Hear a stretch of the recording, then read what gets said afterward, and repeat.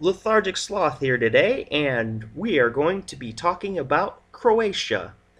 Croatia will be represented in 2018 by Franka with the song Crazy. If I had to describe this song in one word, it would be dreamy. It's kind of like dreamy, going back and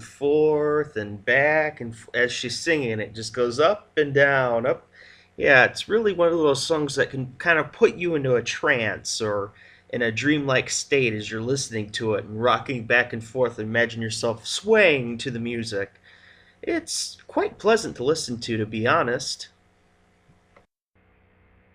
To be honest, my first impression of the song was, it's an average pop song.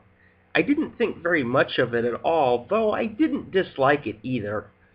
Well, since then I have warmed up to the song, and I think seeing rehearsal clips that it is an incredible package for Eurovision as a whole. So what's good about the song?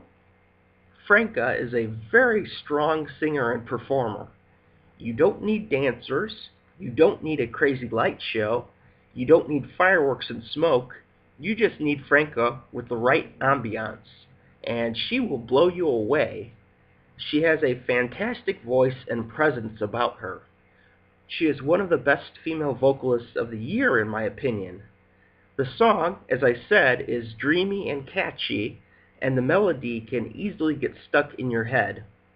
Whether that melody annoys you or not is a matter of personal opinion, but it doesn't bother me when it gets stuck in my head. A lot of people were saying, oh, it's a copy of Lady Gaga or something of the like, and I can see the influence from maybe Alicia Keys with the vocals and then Lady Gaga from the of. But Lady Gaga was also not the first to do that type of sound in the lyrics. So, yeah, everybody is influenced by everybody to some degree. I don't think it's a copy at all.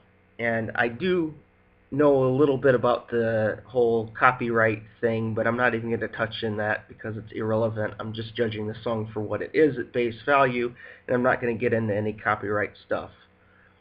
I love the way the song makes you sway back and forth. I watched clips of her rehearsals, and the song gave me goosebumps. I never got that from the studio version, but from the live version, well, I like it a lot more. I think this song has incredible potential because the juries will love it, and I think it will have fan support as well. Even though it isn't a strong semifinal, the song really does have a chance to go far. What are some potential problems with the song? The talking of the song. While it won't affect my score and doesn't bother me much per se, it does kind of snap you out of the dream world you enter listening to the song, and you kind of think, what the heck was that? Was that necessary? It doesn't hurt the song much in my estimation, but it doesn't lift or help it either. Songs that have talking in the beginning or the end are much better in my opinion because they don't throw off the flow of the song.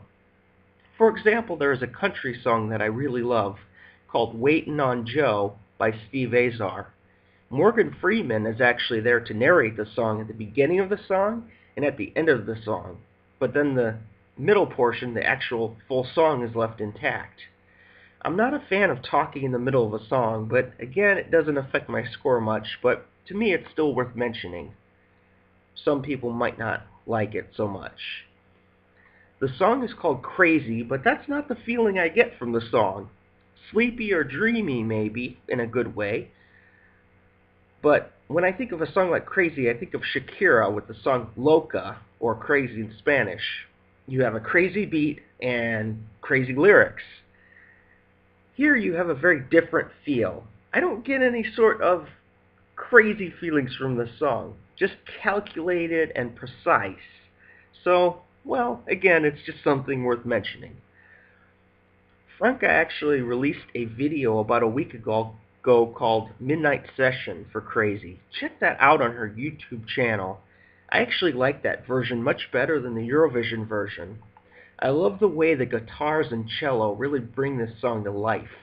I love when they strip songs down like this from over-processing and they really bring them to life. It gives the song heart and soul. So listen to that if you get a chance. If you're a fan of the song, or maybe you're not a fan of the song, maybe you'll like that version. So, what's my rating for this song? Crazy is a song that I have personally overlooked all Eurovision season. It was good when it came out, I thought, but it just sounded like a lot of other songs I've heard before. It's got elements I really enjoy, and it's got elements that I don't enjoy in a song. It's definitely risen, though, recently, and hearing it live, even for those 45 seconds we get to hear, she just sounds great on stage. It looks like the staging is really going to lift this performance up. And where I probably would have called it a 6 or 6.5 before, I'm going to go with a 7.5. And heck, maybe after the competition, after seeing it in full, I might even go higher. This is a riser for me. This is one that I'm enjoying more and more. It, like I said, it has some great elements and it has some lackluster elements for me personally. As this is a personal rating, 7.5 is still pretty strong. It's getting on the edge of being a song I really love, which would be more like an 8.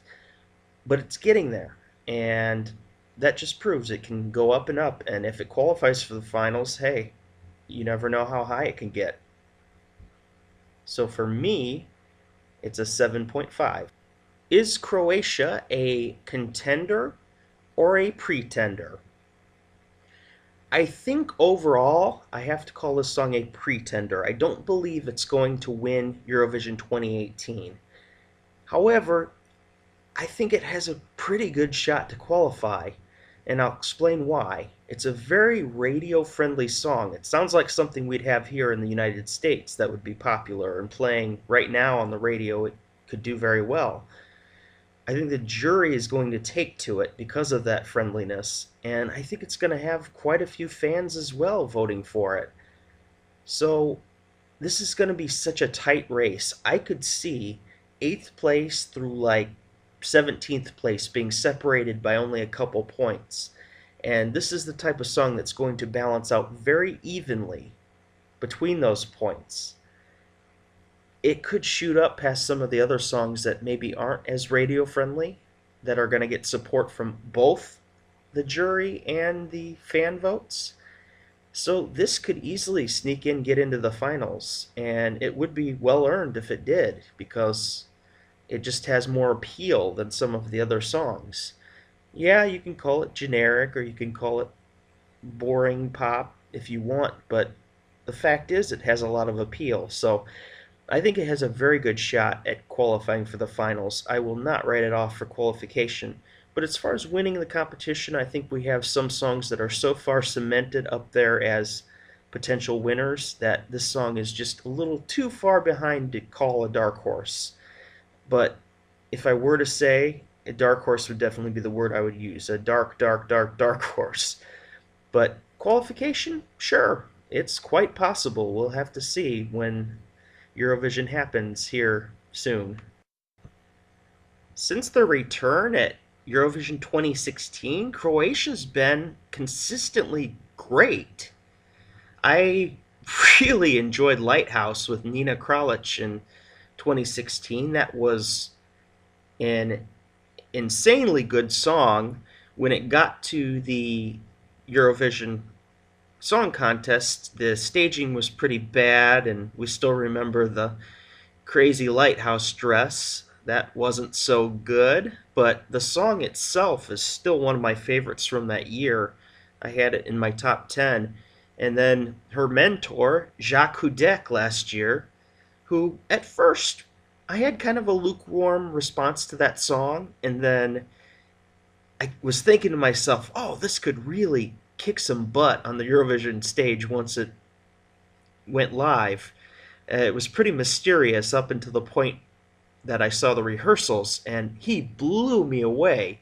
He jumped from probably my top 32, he might have been 32 or 33, I can't remember, all the way nearly into my top 10.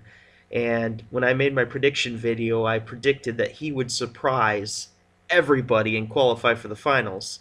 And he did. It was one of those I was right about, although I was wrong about a lot of other things I shouldn't have been, but That was last year. And this year, again, Croatia is a song that I think people are underestimating, and it could definitely do some damage in the competition and do very well. So we'll just have to see. I'm not willing to write it off. So, Croatia, good luck at Eurovision 2018. Thank you for watching my review of Croatia at Eurovision 2018. I am in that make a bunch of videos mode because basically I've run out of time. I've been very busy with work and trying to get a new job to actually expand my, I guess, desire for working different jobs and such. So I'm trying to do that and this at the same time. So it's taken up a lot of my time, and my back's been against the wall for the last couple of weeks. So I'm trying to pound out a lot of videos right before the contest. So that's what's going on with me. So look for a lot of videos up until the competition. Pretty soon I'll have my picks out, and my personal top 43 will be about an hour-long special video. So that's in the works right now as we speak. Thank you for watching, and for now, Lethargic Sloth, out.